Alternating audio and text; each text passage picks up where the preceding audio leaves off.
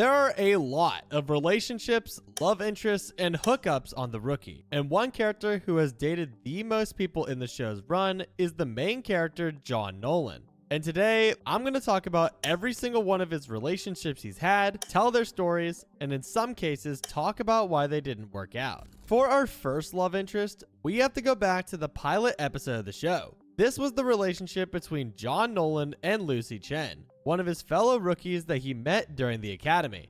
In the beginning of the pilot episode, there is no indication that they were seeing each other. If anything, the showrunners were trying to hide it during the first half of the episode. One of the ways I know this is because of the bar scene. They wouldn't have included that part where Nolan gets chatted up by the waitress and is given her number, because Lucy is the one to point out that she had a thing for him. Then it shows Nolan looking at the number in consideration. But right after, we get the twist that Lucy and him have been seeing each other since the academy. And the reaction to this when people first saw it was mixed, to say the least. Some people thought it was cute and that it gave the vibes of Nathan Fillion's previous show Castle between Rick Castle and Kate Beckett. But others were not exactly convinced. Some people thought that the 18-year age gap was gross and that they shouldn't have been put together. Then they continued to date after the show got greenlit for their first full season. But one of the biggest hurdles for their relationship was Nolan's TO, Officer Bishop,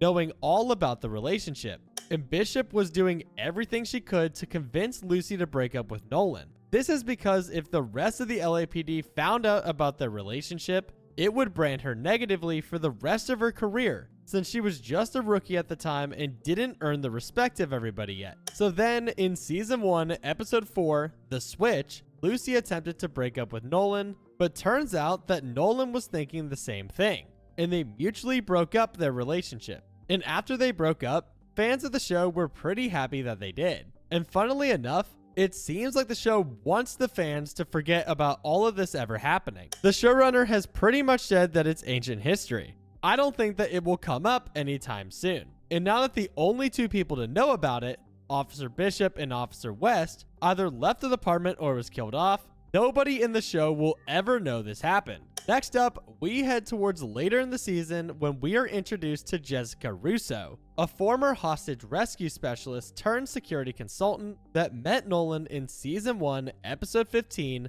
Manhunt. And it's really cute too, because in this episode, Nolan has her book and gets her to sign it. Sorry, one last thing. Could I get you to sign my book? There you are. And it's pretty obvious that they have the hots for each other, though most of this progression happens off screen. She is mentioned in the episode Greenlight. When Jackson and Lucy were wondering why Nolan was so happy, they both say it's because of Jessica, and he admits that they're right.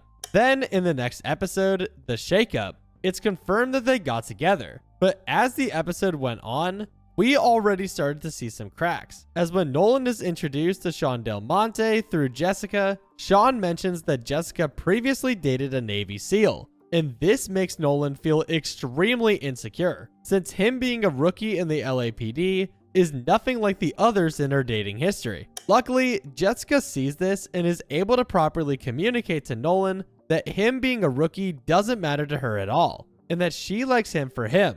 It's all super cute. But then more cracks start to form, and these ones don't ever fully go away. In the finale of Season 1 going into Season 2, the whole experimental virus situation has Nolan starting to question some things about Jessica. The first thing that was off about her was her insistence on keeping the whole situation under wraps and not telling anybody. He wants to tell people to keep them safe, but she is insistent that they don't, apart from possibly telling a couple of immediate people that won't spill the beans. Then, later on, once Nolan and Jessica chase down one of the suspects that made the virus, they corner him into a garage. Nolan is yelling for him to come out and drop the weapon and he'll be unharmed. But as he's coming out, Jessica shoots, presumably unprompted. This is something that Nolan stews over for a long time afterwards. And while it looks like they solved their problem in the next episode, it doesn't seem like Nolan enjoyed the outcome. Then, finally, the whole pregnancy and wanting kids situation hit,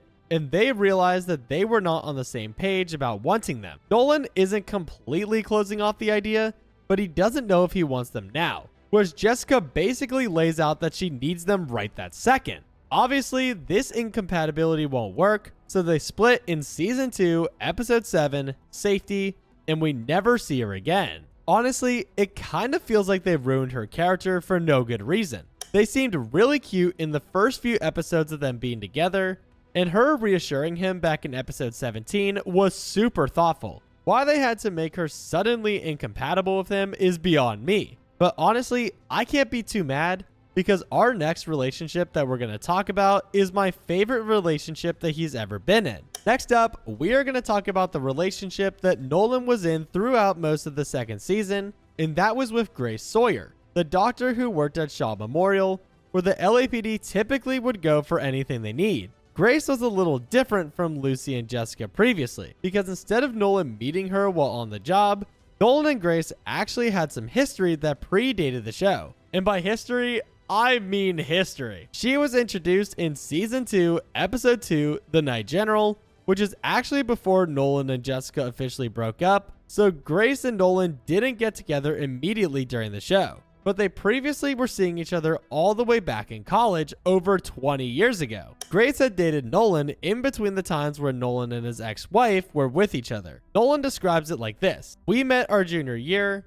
I was dating my ex-wife Sarah since high school, and we hit a bad spat and broke up. And that's when Grace happened. We had been friends for a few months, and there had always been a spark, but it just went off like a bomb. Crawled all over each other for 2 weeks. It was 0 to 160 in the span of a heartbeat. Then Sarah showed up at my dorm 8 weeks pregnant." So basically, Nolan was seeing Grace right after Sarah and him broke up. And then as soon as Sarah came back, Nolan threw Grace in the trash without any real closure. All he did was leave her a note back then, which when we first meet her, she is still angry about. Which, can we really blame her? That is a horrible way to break a relationship off. But in this episode, you can tell that all these feelings that Nolan had for her started to come back. Which, hey Nolan, you're still dating Jessica. You know that, right? But that's besides the point. Because at the end of the episode, Grace mentions that she's actually married with an 8-year-old son. Ouch. But luckily for Nolan, not a big ouch, because in the very next episode, she admits that while she's still technically married, she has been separated for over a year by that point. For the next few episodes,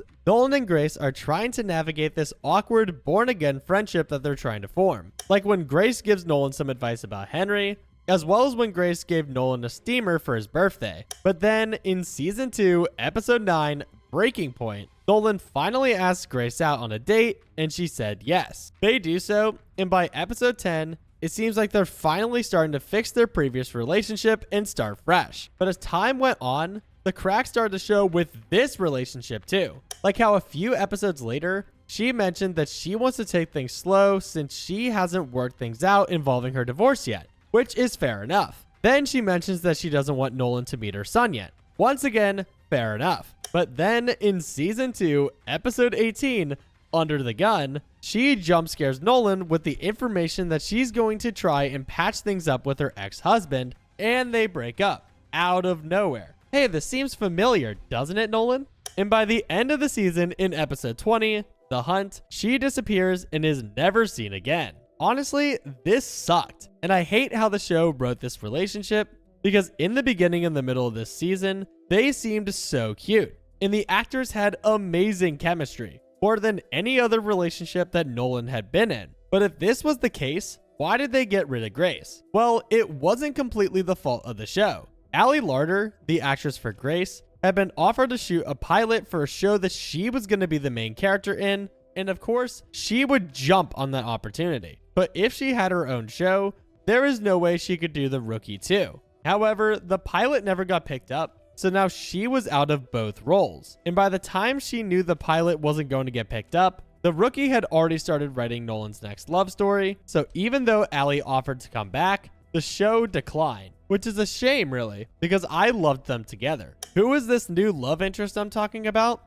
Well, it's no other than Bailey Noon, the current wife and most recent love interest of John Nolan. She was introduced in season 3, episode 14, Threshold, and we were hit with a fright train when she was introduced. She's a firefighter, a reserve lieutenant, a former backup dancer, and so much more. Nolan very quickly caught feelings for her, and so did she for him. And even though Nolan kind of fumbled the bag when they initially were going to have their first date, Nolan tries again, and this time it succeeds. As season 4 developed, they got closer and closer, and their relationship became very serious. By this point, Bailey had been Nolan's longest relationship that the show had seen, so it was becoming clearer and clearer that this was going to be a permanent pairing. And in season 5, episode 5, The Fugitive, Bailey proposes to Nolan. Wait, I have that backwards, right? Nope. Here's my question. Will you marry me? Try and stop me.